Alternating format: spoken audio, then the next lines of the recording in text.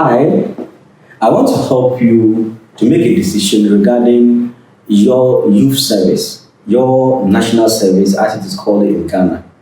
This is directly related to those who are lucky enough to be graduating from school, or it can also relate to those who are now having or just starting work. Indeed, over the last many years you started your education, you may not have the opportunity to choose the school you want or where you go and where you do not go. But for once in your life, you have the opportunity to live life outside school. And for many places, you are seen as an adult where you begin to make major decisions in your life. I also understand that even for many, places to do their national service or youth service, or even places to start to work from, are choices of their parents.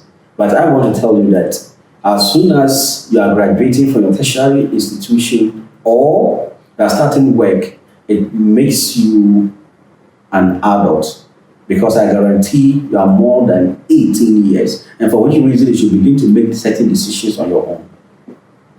Yes, you should begin to make certain decisions on your own. And to make such decisions on your own, you need mentors and coaches like us. Besides what your parents teach you and help you to do, some of us will tell you as it is.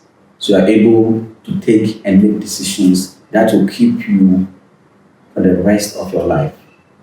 In the next 10 years, the decisions you make as you start life will determine whether you are going to be successful or you are going to be a failure. Or better still, when you are retiring, whether you are going to be celebrating or you are going to be very sad.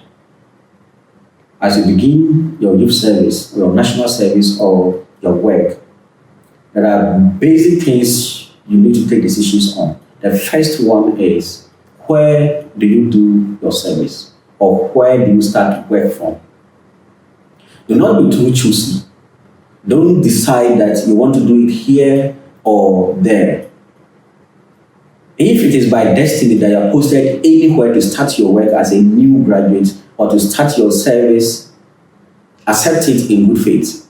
Because wherever you are sent to, it is because you are a graduate, that is why you have been posted there.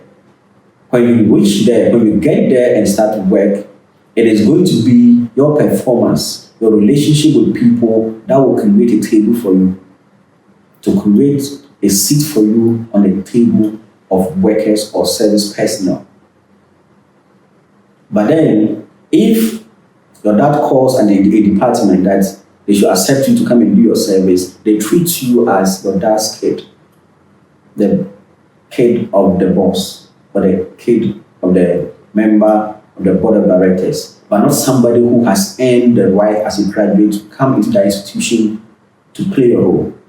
So if you accept postings to wherever, you go there and you are starting life as an adult who has on merit been posted to that institution to start work. And let me just add this to you, that wherever you are going to do your youth service or your national service, it very well becomes one of the institutions you may work in after you finish your youth service. For this reason, I tell you, number one, accept postings to wherever you are sent to and create your own seat on the table of the place. Number two, your finances are going to be very, very critical at this moment. Remember, the allowances that comes with your service is not that much. It is just enough, perhaps, to be able to see it through. It is perhaps seen when you are starting work as a young person. The initial salaries, up to some time, are not so much that can get you to do so much. However, they are funds which are very significant, that also, however you spend it, will determine where you are likely to be in the next 10 years. So this is what I tell you. The issue of accommodation is one of the factors that will take away a lot of your money. So I advise you to find accommodation within the institution you are going to do your service or you are going to study work. If you are going to be teaching in a classroom, find accommodation within the school.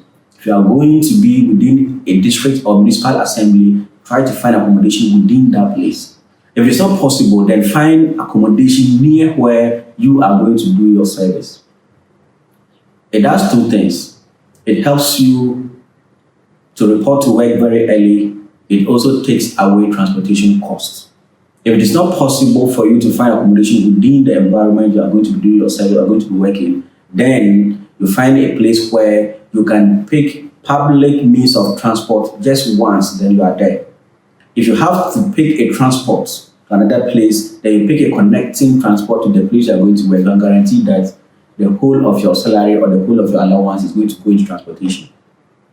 This tells that you shouldn't go in for your dad's car or you go in for a means of transport that you have to be fueling all the time. Remember, think about the kind of family you are coming from.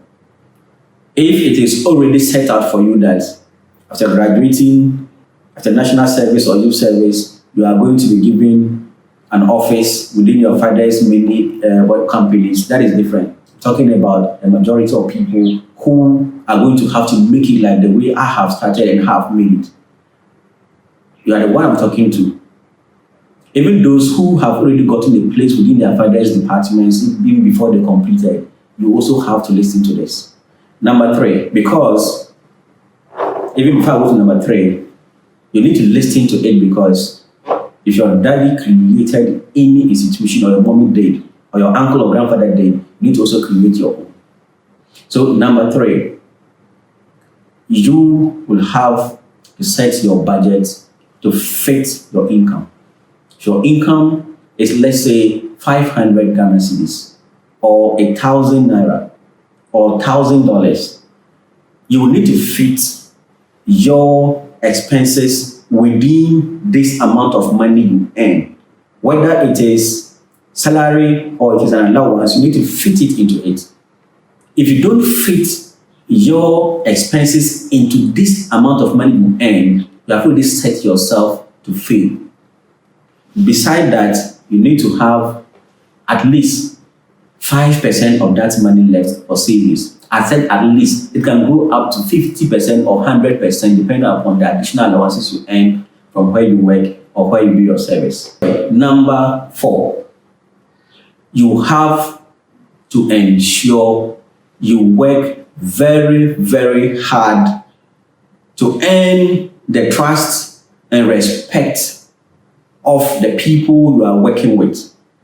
You must attract the confidence of your immediate supervisor and your director. This is because they very likely stand between you and your appointment into that department or into a sister department. For this reason, if you demonstrate how good you are in delivering results, if they can't get you into their own institution, they will refer you to a neighboring institution where you will be appointed and received with lots of welcome. But if you lazy around, if you're not able to make any impact in the institution you are going to do your service, or you are even starting to work in, you are going to be relegated to the background. And my long years in public service, I have mentored many national service personnel, and as well as many new recruits who, at the end of their service, I held their hands and put them in one institution or the other. Or those who are new recruits, like many people who come around in my office, I propose for them other departments that they can go and work under certain bosses that they can grow within the institution. When you work hard, when you support in producing results. That is number 4. Number 5, ensure that you learn from the work you are going to be doing. I've indicated that over the years, you probably have had no opportunity to choose anything for yourself. But for now, having an opportunity to work outside your parents' house, outside your comfort zone, you are meeting new people, people who are higher than you and probably a few who are lower than you. But this is your opportunity to learn from them. In many institutions, big or small, there comes a number of people who, when you put their working years together, you have up to more than 100 years of working experience. So you only have to work with these people and learn from them.